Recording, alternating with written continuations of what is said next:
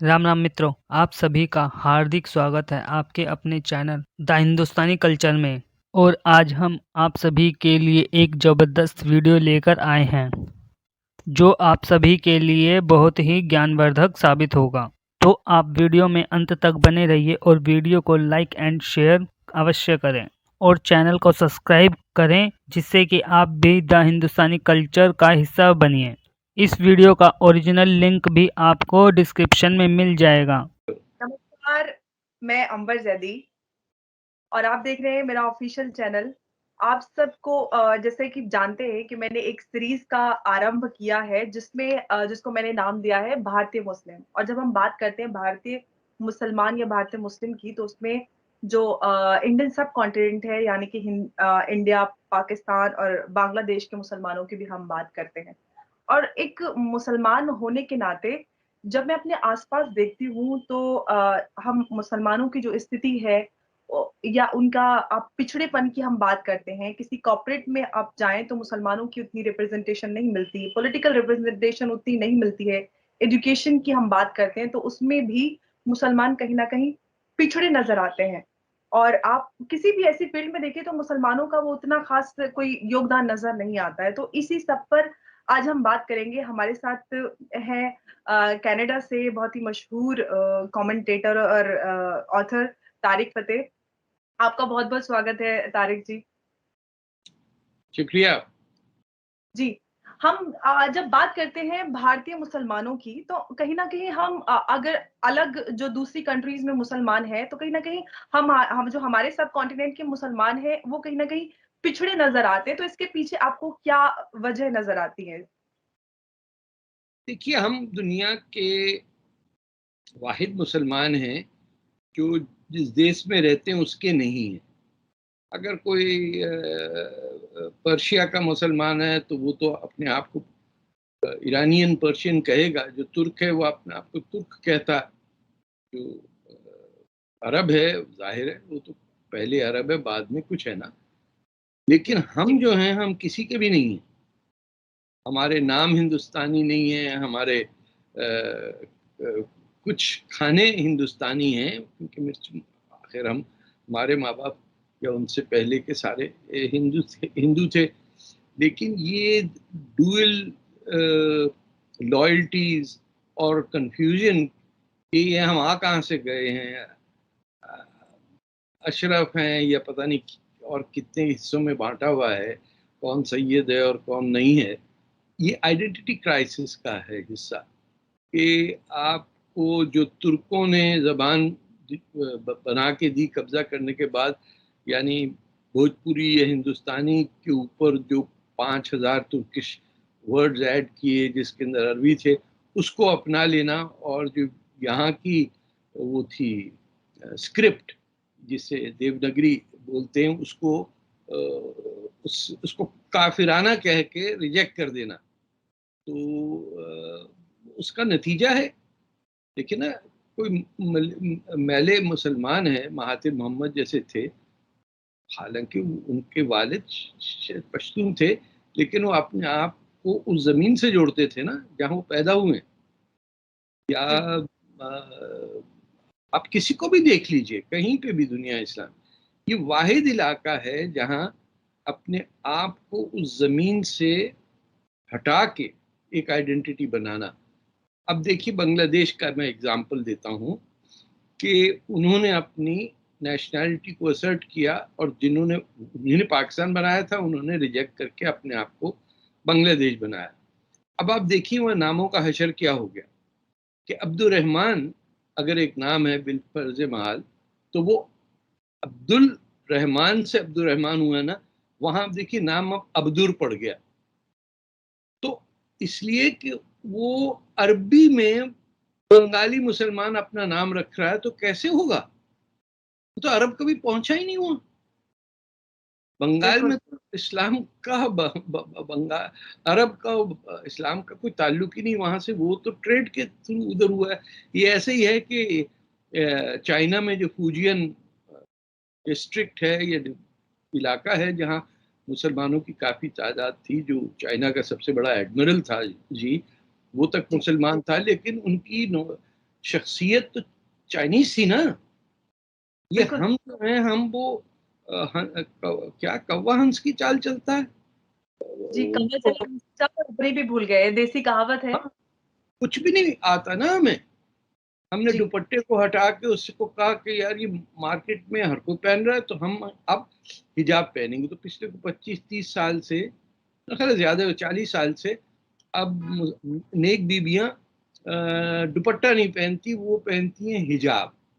हिजाब जिस वर्ड ही नहीं था, ना हमारी दादी के जमाने में, ना नानी, ना किसी ने वर्ड सुना नहीं था हिजाब का, वो अब डी फैक्टो हमारा लिबास बन गया।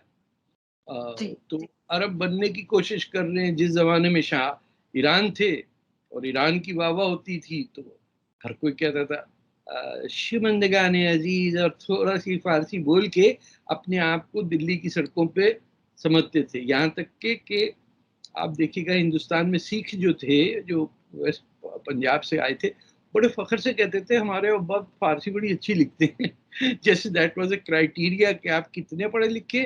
बोले हमको उर्दू आती है। अब भी आप चले जाइए, थोड़ी बहुत उर्दू बोल दीजिए सड़कों में तो लोग इकट्ठा हो जाते हैं कि बहुत बड़ा इंटेलेक्चुअल बोल रहा है। जी, तो बिल्कुल। तो वो ये उर्दू जबान जैसे हमने अपनाई, क्योंकि इसमें सबसे ज्यादा आसानी से झूठ बोला जा सकता है। आप गाली भी दे दें तो ऐसे लगता है कि अरे साहब क्या बात कही है, क्या माशाअल्लाह आप।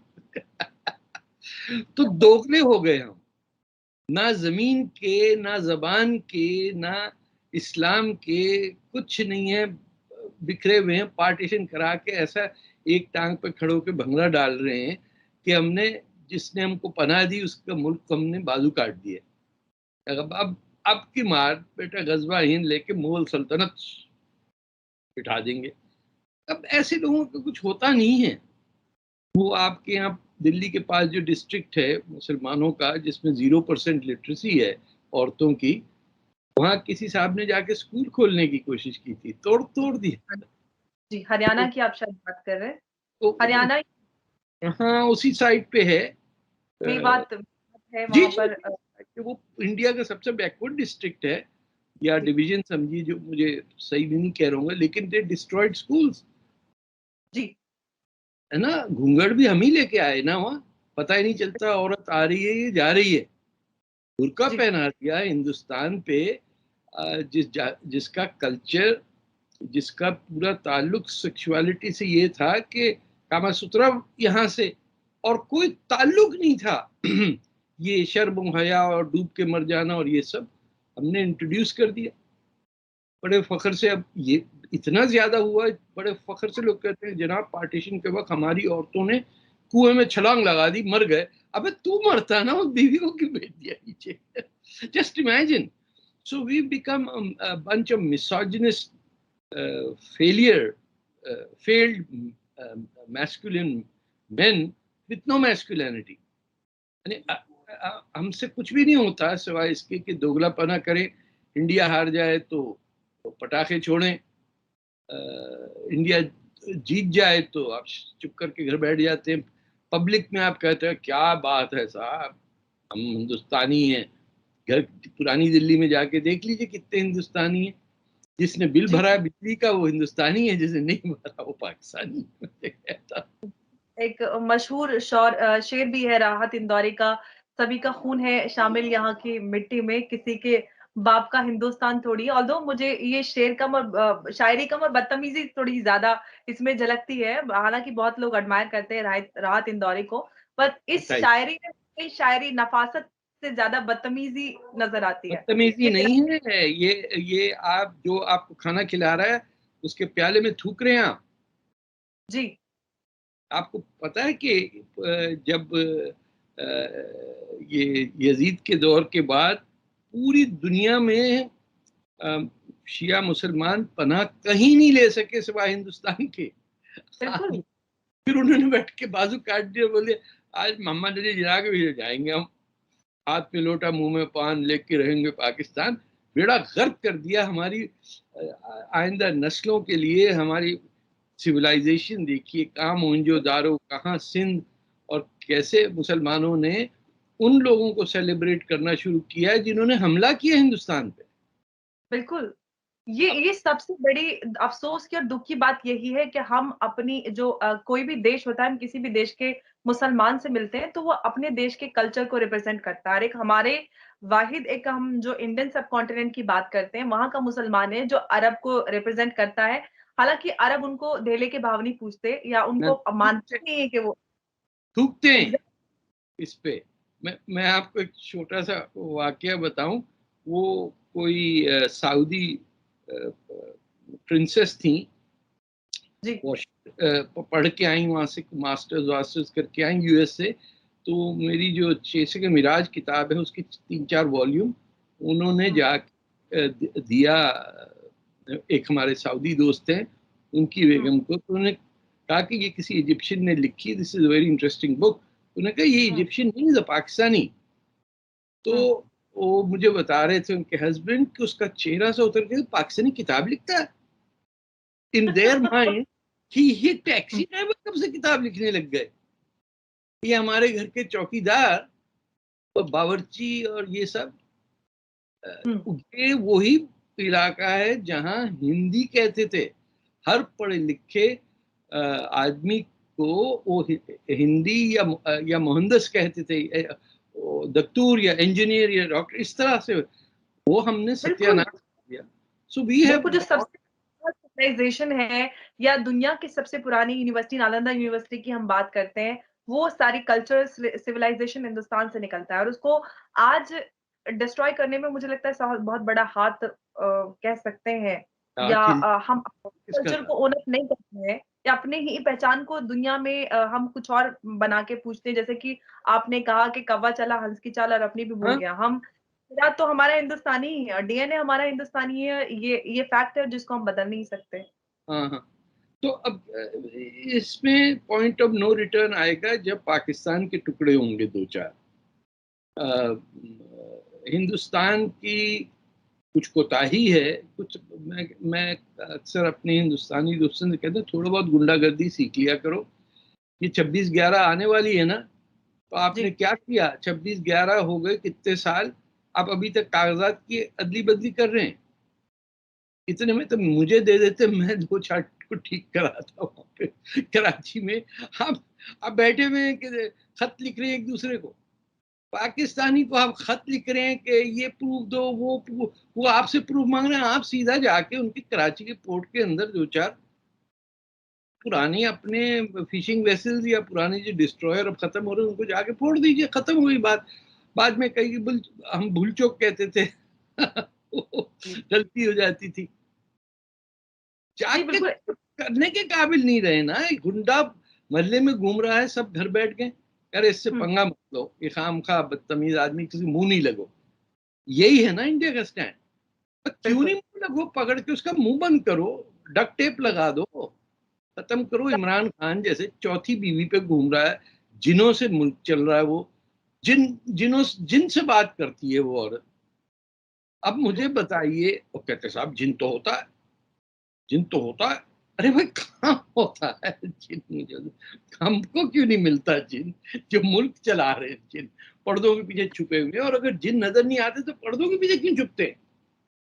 तो नजर ही बिल्कुल। नहीं आता है। शाम का बैठा बुरके, उसको औरत बुरका पहना दिया है, चौथी बीवी है उसकी, फौज उसके कंधे पे लड़ाई कर रही है। It is a mess.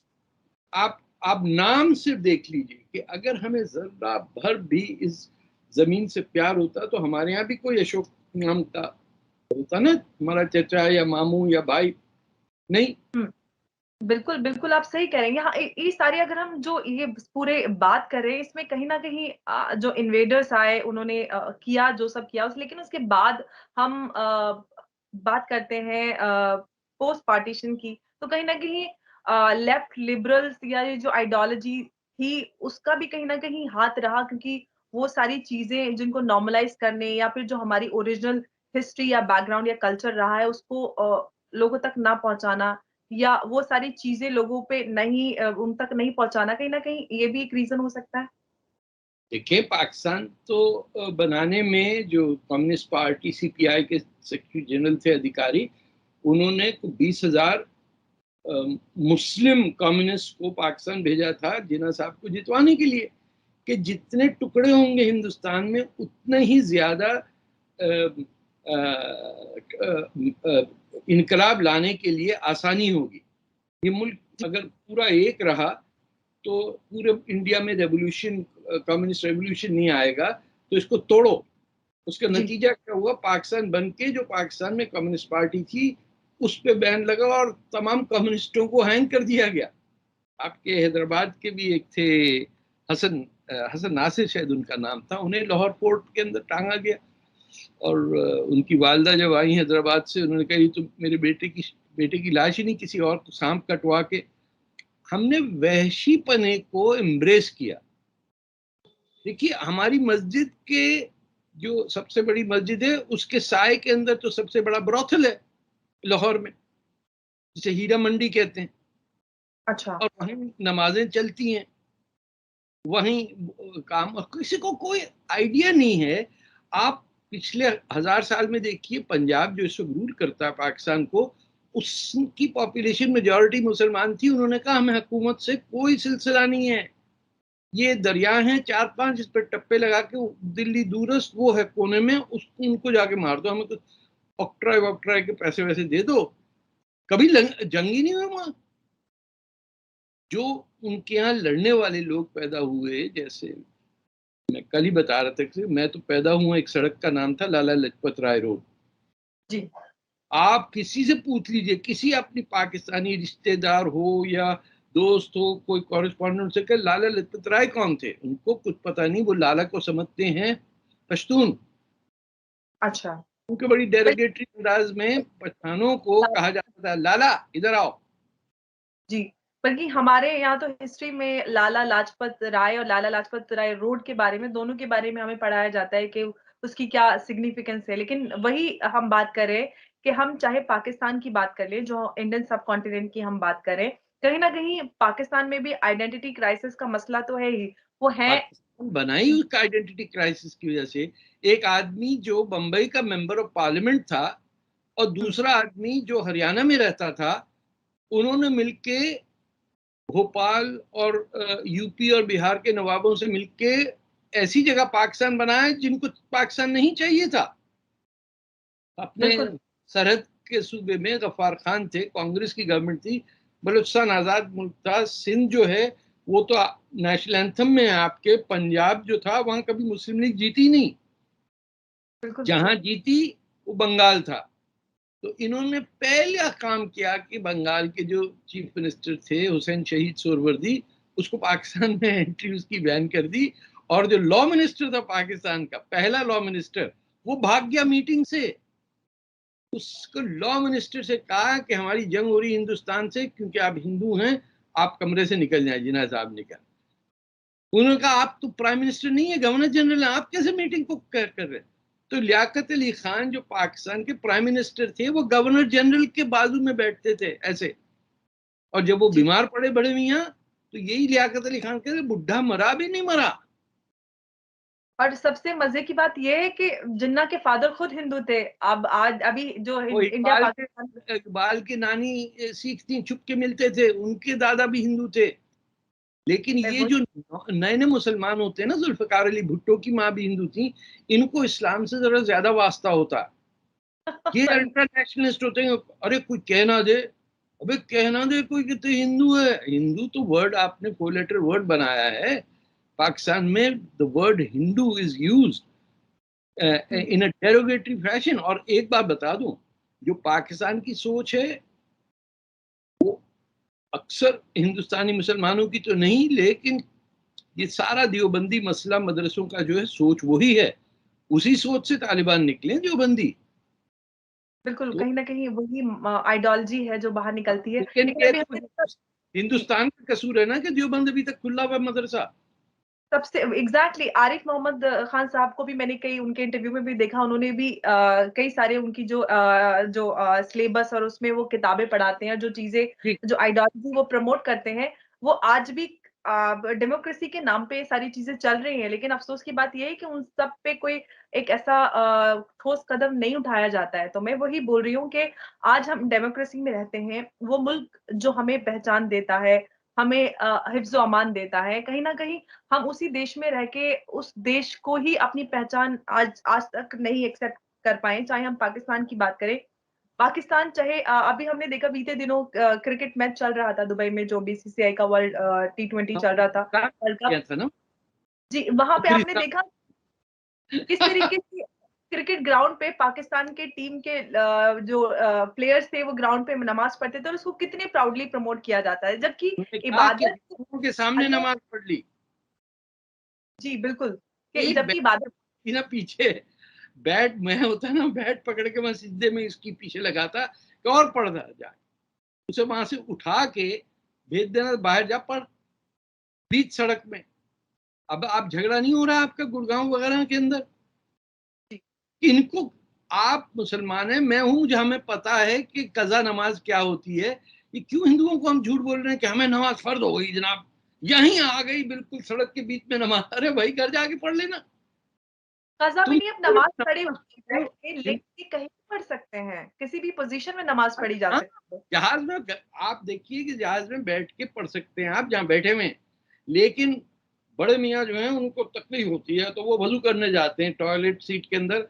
Bangladesh विमान जो एयरलाइन है उसमें पता है क्या किया उन्होंने, एक पत्थर रख दिया, तो तयम्मुम कर लिया करें तो नलका ना बहाएं आप, क्योंकि जहां मुसलमान गया बाथरूम में पैनिक, क्यों पानी पानी हर जगह, उसको वहीं वजू करना जहाज के अंदर, एयर इंडिया के अंदर बैठ के। वो समझ रहा है कि एयर इंडिया में मैंने नमाज पढ़ ली तो टाटा फाटा सब खत्म, मोहम्मद बिन कासिम की तरह एक और बोइंग 747 पे मेरा कब्जा हो गया। ऐसे फिर वजू करके दाढ़ी पे मुंह पे हाथ करते और यूं, ताकि सब देखें, ऐसे हाथ उठा के दुआ करते हैं आप खुदा बर्बाद कर दे हिंदुस्तान को, यही मांगते हैं ना। इस पे आप घबराए नहीं, हमारे यहाँ यही मांगते हैं मुसलमान। नहीं, नहीं, मैं आपसे इस पे सवाल पूछने जा रही हूँ कि ये सारा जो ये एटीट्यूड है, ये जो इश्यू है, ये कहीं न कहीं इसके पीछे हम किसको दोषी या किसको ज़िम्मेदार दे सकते हैं कि ठहरा सकते हैं, क्योंकि और कहीं के मुसलमान हमें ऐसा करते हुए नज़र नहीं आते हैं, क्योंकि ये सारी चीज़ें हम सिर्फ़ हिंदुस्तान में देखते हैं। तो ऐसा जो हम हमारी इनमें सब nationality, it's the question of nationality and language. Nation क्या है? नेशन का होता है एक जुग्राफिया, एक होती उसकी जबान, थोड़ा बहुत धर्म होता है, कल्चर होता है। आपको जी, जबान से नफरत, उसके कल्चर से नफरत, उनके धर्म से नफरत, और फिर आप उस मुल्क के, उस धरती के बाद कहते हैं हम जेन्युइन रूलर हैं इंडिया के, हम हैं बहादुर शाह जफर की औलादों में से। आप सोचिए तो सही कि हिंदुस्तान के मुसलमानों ने बाबर को अपना बाप बनाया, यानी बाबरी मस्जिद का झगड़ा तो यही था ना। तो वो तो ना पैदा हुआ यहाँ, ना वो मरा यहाँ, वो चला गया जहां से आया था वहीं दफन हो गया काबुल में जाके। वहां जबकि से अब बमियान बिल्कुल, स्टैचू किसने तोड़े? जी, आप बुद्धिज्म की क्या कंट्रीब्यूशन है, क्या उसका है कि huge massive sculptures of the Buddha were carved into mountains। तो किसी ने, हिंदुस्तानी ने जाके इंस्पायर किया ना आर्किटेक्चर। हमारा काम क्या है, हमने जाके तोड़ दिया। डायनामाइट जो हमने इजाद नहीं की, बम बनाना नहीं आता हमें, हमारा सबसे एडवांस वेपन है तीर कमान। हम यूं घोड़ों के ऊपर जाकर तीर कमान मार दिया। अरे उससे आगे बढ़ो भैया, कुछ कुछ वही सवाल बाइसिकल बनाना मेरा सीखो। अगला यही सवाल था कि हम जिस जो आपने मैं जो सवाल आपसे पूछने जा रही थी वो आपने खुद बोल दिया कि हम किसी टेक्नोलॉजी, इन्वेंशन, साइंस या फिर हम किसी भी ऐसी चीज़ में नज़र नहीं आते जहाँ पे हम बहुत सारे हिंदुस्तानियों को देखते हैं जो वर्ल्ड फोरम पे हिंदुस्तान को रिप्रेज़ेंट करते हैं, लेकिन उसमें मुसलमान नज़र नहीं आते। इसके पीछे क्या रीज़न है कि हम आज भी बहुत कहीं न कहीं पिछड़े हुए हैं? आज भी हम वो नहीं बन पाए जो हमारा इस्लाम भी कहता है, जबकि इक़रा सबसे पहला लफ्ज़ कुरान में है। तो जो कुरान कहता है वो क्यों लोग नहीं फ़ॉलो करते हैं रादर देन ये सारी चीज़ें जो हम अपने आस-पास होते हुए देखते हैं, एक एटीट्यूड या एक मानसिकता वो हम बना लेते हैं अपनी कि अब खुद को हम बेहतर या बरतर साबित करने की कोशिश में लगे रहते हैं। आप एक काम करिएगा, कुरान जो आपके घर में है उसको खोल के देखिएगा, उसमें इकरा कहाँ लिखा हुआ, और अगर नहीं मिले तो फिर ये सवाल कीजिए किसी मौलवी से कि कहाँ गया, कुरान का पहला लफ्ज किसने चेंज कर दिया? तो वो कहेंगे ये तो कभी चेंज हुआ ही नहीं। कैसे आया था वैसे ही है। अरे भाई तू खुद ही कह रहा है, सबको पता है पहला लफ्ज कुरान का है इकरा, और तुमने हटा दिया वहां से। भाई किसने हटाया? तो हमें पता है कि हजरत उस्मान ने लेके 300 कुरान के नुस्खे जला दिए और एक अपना बनाया, और वो कोई ऐसे खास पढ़े लिखे आदमी नहीं थे। There was no combined book. He burnt all the नुस्खे वो जो थे। तो आपको तो पता ही नहीं आपका मजहब क्या है। तालीम आप दे रहे हैं अरबी में, जिसका सर पैर नहीं पता किसी को, और कह रहे हैं आप अच्छे मुसलमान इसलिए नहीं क्योंकि आपको अरबी नहीं समझ में आती। इब्ने तैमिया ने ये कह दिया जब बर्बाद हो गए अरब 1258 में, जब वो टाटर्स और मंगोल्स ने तबाह कर दिया बगदाद को, तो उसके बाद तो अरब आज तक सॉवरेंटी नहीं उनकी कहीं भी। तो इब्ने तैमिया की ये थी कि भैया आपको इसकी क्या जरूरत है? अगर कोई नॉन अरब अपने आप को बराबर समझता अरब से, तो वो गुनाह कर रहा है। तो आप तो मेड इन विलायत टॉप ऑफ दी रो मुसलमान है अरब, आप आराम से बैठिए। ये इंडिया और इधर उधर के कहां से आगे गंदे मुसलमान। दिस इज एन एक्सेप्टेड, इब्ने तैमिया की जो इंटरप्रिटेशन है ये, it is accepted in India as, बहुत बड़े थे। इवन किसी के आगे लगा दीजिए, आधा इंडिया का मुसलमान झुक जाता है उस पर। इबन अबू अबुल अब्दुल, आपने ऐसे नाम रखे हुए लोगों को जो खुद कह रहा। अब खैर आपके मुल्क में तो आजाद भी और गुलाम भी एक ही आदमी का नाम है, मैं अब क्या करूं। खुद ही उन्होंने, वो गुलाम भी हैं और आजाद भी हैं। उनको मतलब नहीं आता कि गुलाम नबी आजाद को, कि भाई तुम गुलाम भी है और आजाद भी है, कैसे क्या हो गया पागलपन। उन्होंने कोशिश बड़ी की थी कि मैं हिंदुस्तान ना आ सकूं, लेकिन मैं भी आजाद हूं, वो भी आजाद है। But to answer your question, not to take it around, that जो 9th 10th सेंचुरी के अंदर जो मुतज़ल्लाइट मुसलमान थे, उनका जो डाउनफॉल हुआ और उनके साथ जो कत्लेआम उनका हुआ, क्योंकि उस वक्त तक तो ये भी बात खुल के मुसलमान करते थे कि कुरान किसी इंसान की लिखी हुई किताब है, या is it a created book और is it a divine book, इस पे आप बहस कर सकते थे। लेकिन उनके स्लॉटर के बाद जो मुतज़ल्लाइट्स खत्म हुए, सोच खत्म हो गई मुसलमानों में। आपको सोचने से, बिल्कुल कासिर वर्ड है, खत्म। यानी आप, वो तकलीद वाली बात आ गई कि एक क्लास है जो इस पे बात कर सकती है, तो उसका दाढ़ी रखना, उसकी मूछ ना होना, अजीब planet of the apps type की शक्ल वाला जो आदमी है, और वो टोपी का अंडरवेयर 1 रुपए में जो मिलता है चाइना में मेड इन, वो पहन के अगर सड़क पे निकल के भारी आवाज में बात करे तो लोग कहते हैं भाई मौलाना साहब ये कह रहे हैं, माशाल्लाह माशाल्लाह, आपके हिंदू सिख सब उसी की अदब करेंगे। आप जाके बोल के आइए, बोले ये कौन है भाई, अंबर जैदी, इसने तो वो भी नहीं पहना हुआ सर के ऊपर, वो क्या बांधते हैं। पीपल रिकग्नाइज, दुनिया में ये हो गया है कि you are not ugly enough to be considered authentic मुस्लिम।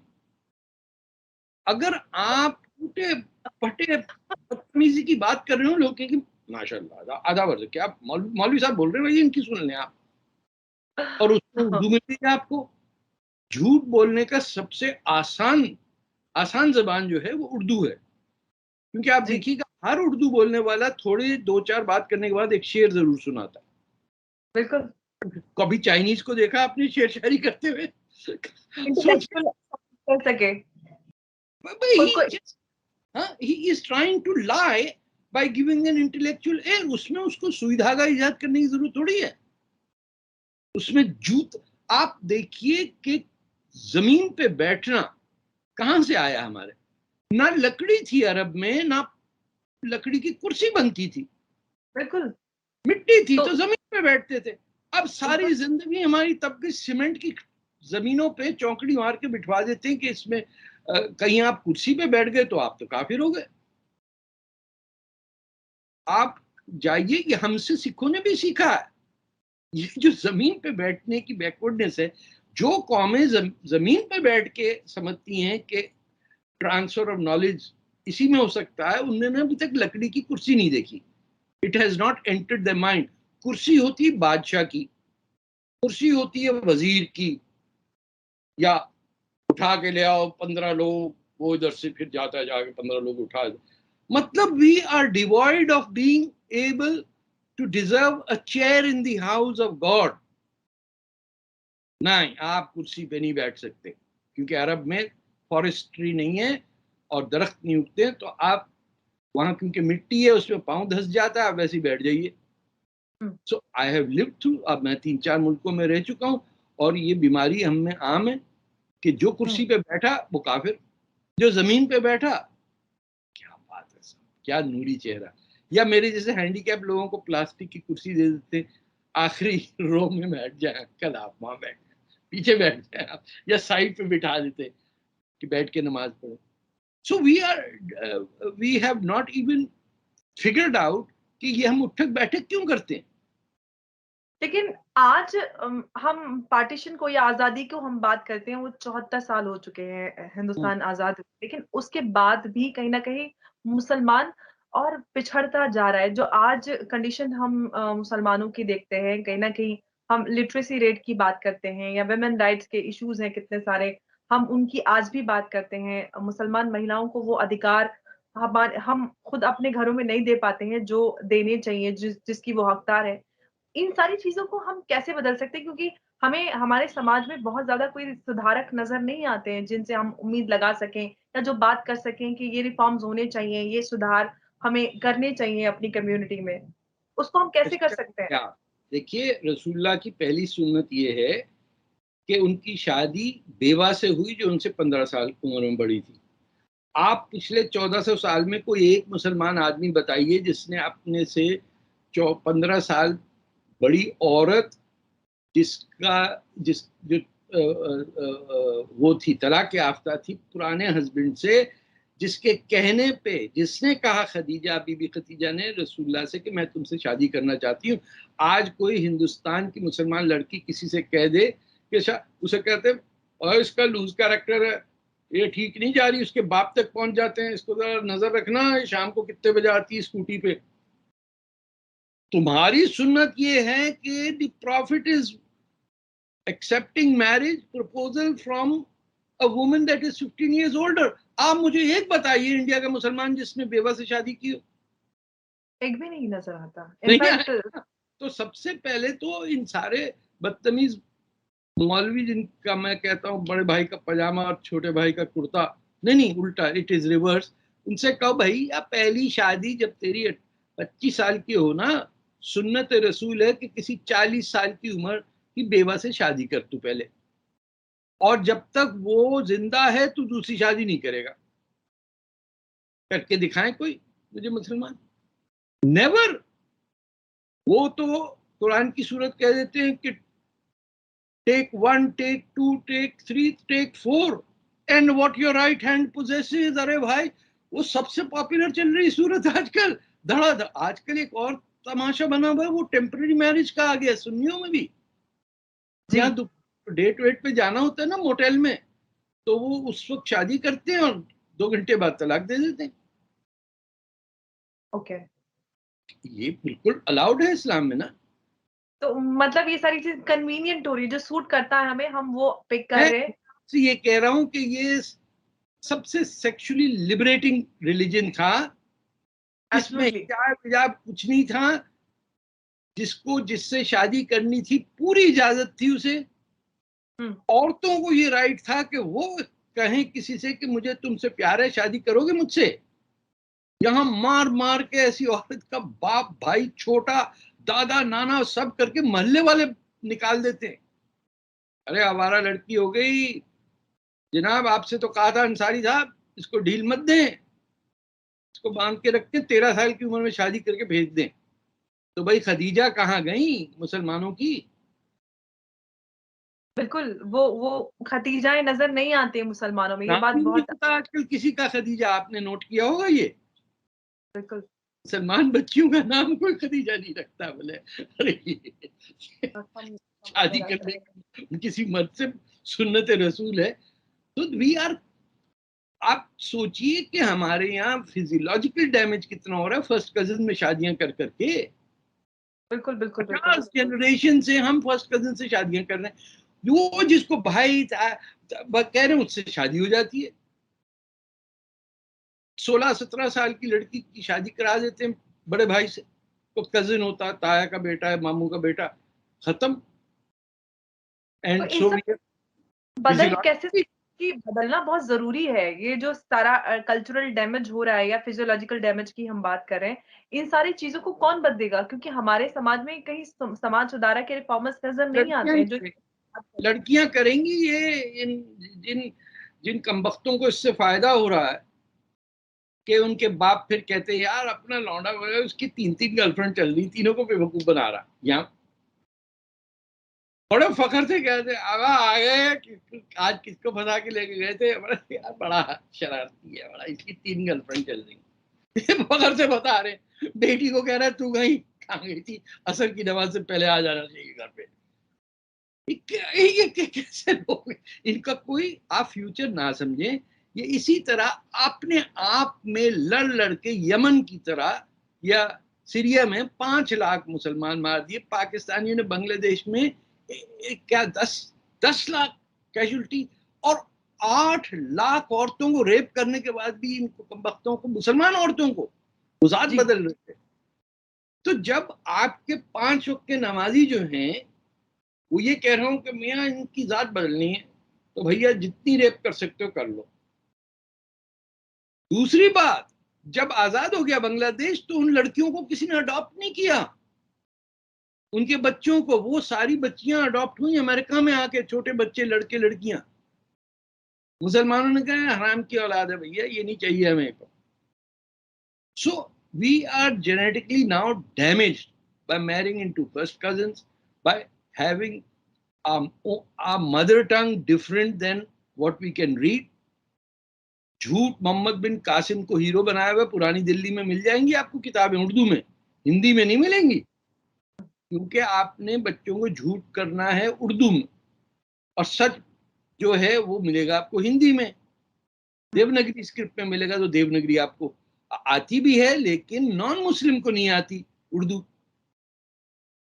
बेवकूफ बनाया, बहुत खुश बैठे हुए पुरानी दिल्ली में। पाकिस्तान क्रिकेट टीम का यूनिफॉर्म देखे मैंने, 11 लड़के देखे पाकिस्तानी टीम के कपड़े पहने हुए घूम रहे क्रिकेट मैच देखने। तो भैया पटाखे बजाओ तुम जाके, तुम्हारी किस्मत में है। झूठ ऐसे ऊपर वाले को झूठ बोल रहे, कैसा बेवकूफ बनाया अल्लाह। ये तो सो रहे थे, हमने पीछे डंडी मार दी। Horrible what they do in the name of truthful. सच नहीं है इनकी जिंदगी में, तो कैसे आगे बढ़ेंगे? वो ये आप मुझे बताइए, वो जो के जो केरला के हैं आर्कियोलॉजिस्ट, के अहमद नाम है उनका, जैसा जिन्होंने अयोध्या में ढूंढा के मंदिर नीचे था जी। अच्छा जी हाँ। उस टाइप के मुसलमानों को आप पनखने नहीं देते। आप देखिए जो केरला के हमारे गवर्नर हैं उनको, अच्छा हाँ, देर अता मोहम्मद हैं जनरल, बेतहाशा मुसलमान हैं, you can be proud of.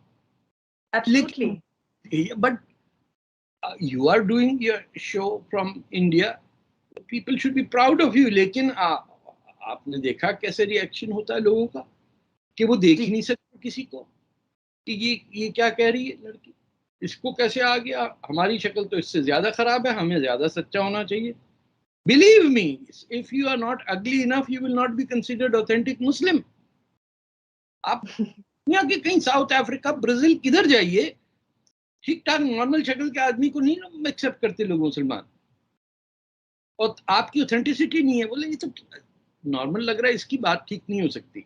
भैया कहीं टेढ़ा वेढ़ा सा आदमी लेके आओ, टोपी उसने लगाई भी, अल्हम्दुलिल्लाह, मूछ ना हो उसकी, दाढ़ी हो मूछ ना हो, वो ऐसे प्लैनेट ऑफ द एप्स के सेट से ऐसे लगता है छोड़ा हुआ, उसकी सब सुन लेते हैं। ये गोरों की मैं बात कर रहा हूँ, ऐसे डीप थिंकिंग कर रहे होते हैं।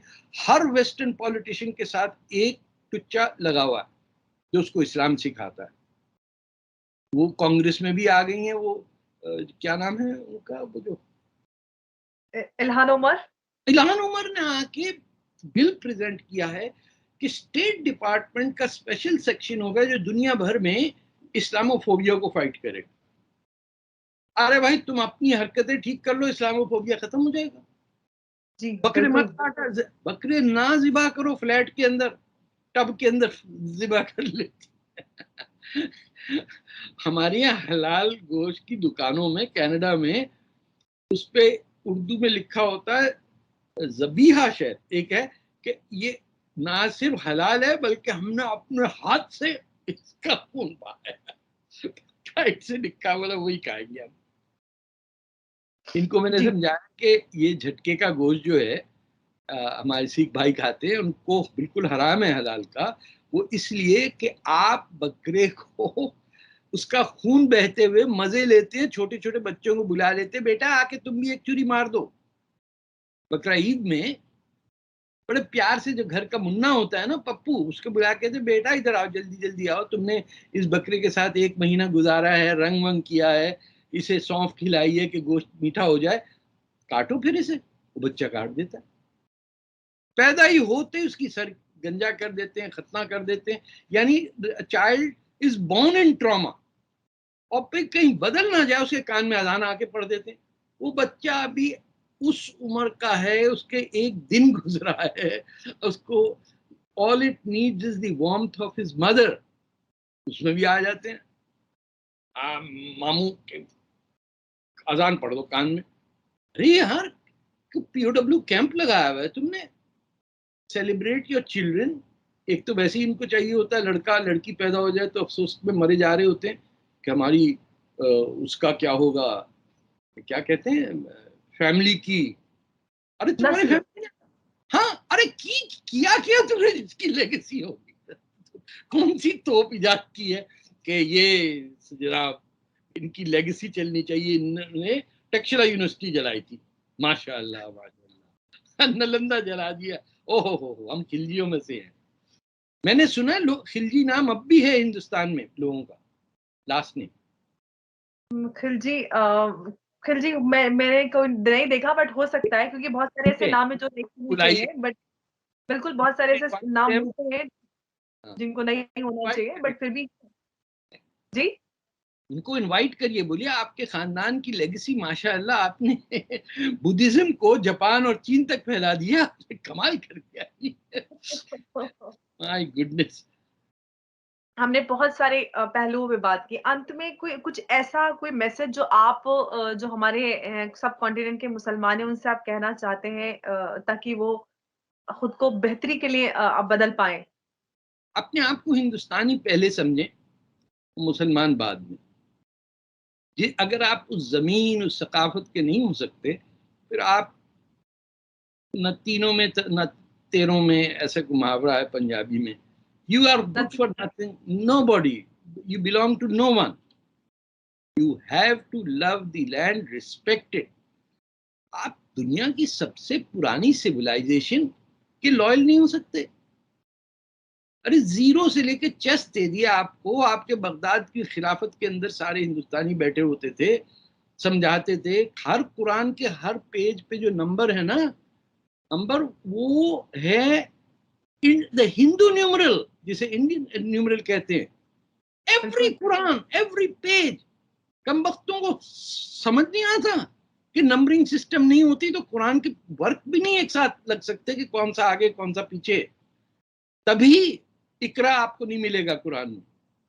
जैसे आज ये प्रोग्राम के बाद ढूंढिएगा, एंड फिर बिल्कुल। नेक्स्ट टाइम तो कहते हैं ना कि साहब बिल्कुल तब्दीली नहीं आई कुरान में, जैसे आया था वैसे ही है, तो बोले भैया इकरा बता दे कहाँ है, जी ढूंढेंगे। पहला अलिफ लाम मीम पहला लफ्ज नजर हमको आता है जो सबसे पहले हम पहले सिपारे में पढ़ते हैं, बट इकरा हालांकि सब। सिपारों का है, जी बिल्कुल सिपारों 30 सिपारे भी बहुत बाद में हुए हैं।